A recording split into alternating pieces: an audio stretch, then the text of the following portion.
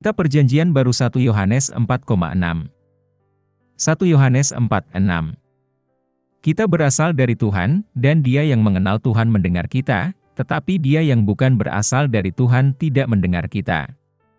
Ini adalah bagaimana kita mengenali roh kebenaran dan roh kepalsuan.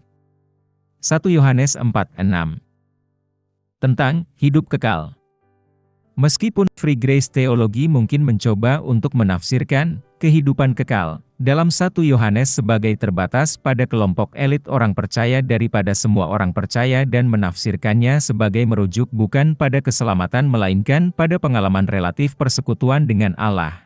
Alkitab mengajarkan bahwa setiap orang yang percaya kepada Anak memiliki hidup yang kekal, Yohanes pukul 3:16, Yohanes pukul 3:36, 1 Yohanes 5:12-13. Ini bertentangan dengan gagasan bahwa Alkitab mengajarkan semacam pembagian elitis di antara orang percaya seolah-olah beberapa memiliki hidup yang lebih kekal daripada yang lain. Alkitab mengajarkan bahwa Anda memilikinya atau tidak, sama seperti Alkitab mengajarkan bahwa Anda memiliki anak atau tidak. Jadi itu juga mengajarkan, jika seseorang tidak memiliki roh Kristus, ia bukan milik Kristus. Roma 8:9 lebih jauh lagi, memiliki hidup yang kekal ini bukanlah masalah usaha, melainkan masalah derajat. Anugerah cuma-cuma dari Allah adalah hidup yang kekal di dalam Kristus Yesus, Tuhan kita. Roma pukul 6:23 Alkitab juga mengajarkan bahwa alternatif untuk memiliki hidup yang kekal bukan hanya mendapatkan upah yang lebih sedikit di surga, tetapi alternatifnya adalah binasa. Yohanes pukul 10:28, Yohanes pukul 5:24. 5. Mengapa bahkan ketika mengacu pada persekutuan yang hanya disebutkan dalam bab 1, dia tidak berbicara secara relatif tetapi secara absolut, menghubungkannya juga dengan hidup yang kekal? 1 Yohanes 1:1-3 Apa yang dari semula, apa yang telah kami dengar, apa yang telah kami lihat dengan mata kami, apa yang telah kami lihat dan yang telah kami raba, itulah yang kami beritakan tentang firman kehidupan. Kehidupan muncul, kami telah melihat dia dan bersaksi tentang dia, dan kami memberitakan kepadamu hidup yang kekal, yang bersama Bapa dan telah menampakkan diri kepada kami. Kami mengumumkan kepadamu apa yang telah kami lihat dan dengar, supaya kamu juga bersekutu dengan kami. Dan persekutuan kita adalah dengan Bapa dan dengan Putranya, Yesus Kristus. Apa yang dia lihat dan dengar adalah Injil Yesus Kristus tentang hidup yang kekal. Tetapi hidup yang kekal adalah hubungan dengan Allah melalui Yesus Kristus, sebagaimana Yohanes juga mengutip Yesus. Sekarang inilah hidup yang kekal, supaya mereka mengenal Engkau, satu-satunya Allah yang benar, dan Yesus Kristus yang telah Engkau utus. Yohanes 17:3 Dan seperti disebutkan di atas, mereka yang tidak memiliki hidup yang kekal ini tidak begitu saja dilemparkan ke dalam semacam api penyucian Protestan. Tidak, sebaliknya, mereka binasa sepenuhnya di bawah kutukan Allah. 1 Yohanes 1:6 Jika kita mengaku memiliki persekutuan dengan Dia, tetapi berjalan dalam kegelapan, kita berbohong dan tidak hidup dalam kebenaran. Persekutuan dengan Tuhan adalah hidup yang kekal. Entah Anda memilikinya atau tidak. Mereka yang mengaku memiliki hidup yang kekal ini tetapi menjalani gaya hidup yang bertentangan dengan fakta itu adalah berbohong. Berbohong tentang apa?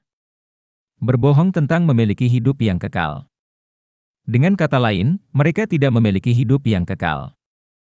1 Yohanes 1:7 Tetapi jika kita berjalan di dalam terang, sama seperti Dia di dalam terang, kita bersekutu satu sama lain, dan darah Yesus, Anaknya, menyucikan kita dari segala dosa. Ayat ini berkorelasi sempurna dengan ide-ide di atas. Karena jika seseorang tidak berjalan dalam terang, maka apa yang tersirat adalah bahwa dosa orang tersebut tidak dibasuh oleh darah Yesus. Jika tidak, bagian terakhir dari ayat tersebut akan dapat diperdebatkan. Selanjutnya, persekutuan universal di antara orang percaya sejati diajarkan dalam 1 Yohanes 5:1-4. Dan 1 Yohanes 3:14-15 menunjukkan bahwa kebencian terhadap orang Kristen menunjukkan bahwa orang seperti itu tidak memiliki hidup yang kekal di dalam dirinya, sekali lagi berbicara tentang istilah-istilah absolut. Dan sekali lagi menghubungkannya dengan kehidupan kekal. Free Grace Teologi mungkin mengusulkan bahwa sebuah ayat seperti 1 Yohanes 1:7 tidak berbicara tentang keselamatan kekal tetapi dengan pengudusan.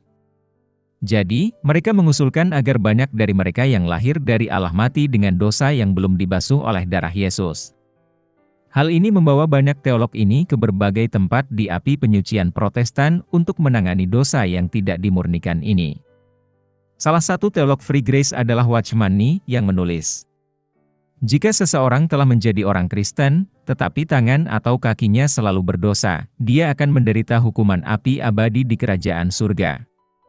Kerajaan Watchman Nee. Semua fakta ini menunjukkan bahwa 1 Yohanes relevan dengan masalah ini dan, pada kenyataannya, mengajarkan bertentangan dengan teologi Free Grace. Juga tidak ada dasar substantif di mana Free Grace teolog menolak 1 Yohanes. Kita berasal dari Tuhan, dan Dia yang mengenal Tuhan mendengar kita, tetapi dia yang bukan berasal dari Tuhan tidak mendengar kita. Ini adalah bagaimana kita mengenali roh kebenaran dan roh kepalsuan. 1 Yohanes 4:6. Catatan penulis video. Pengakuan iman. Tuhan Yesus Kristus, saya mengakui dosa-dosa saya, dan saya bertobat dari dosa-dosa saya, dan saya mengakui Tuhan Yesus Kristus sebagai satu-satunya dan cukup juru selamat hidup saya, menulis nama saya dalam buku kehidupan. Dalam Efesus 2:8-9 ada tertulis, karena kasih karunia kamu diselamatkan oleh iman, dan ini bukan dari dirimu sendiri, itu adalah pemberian Tuhan.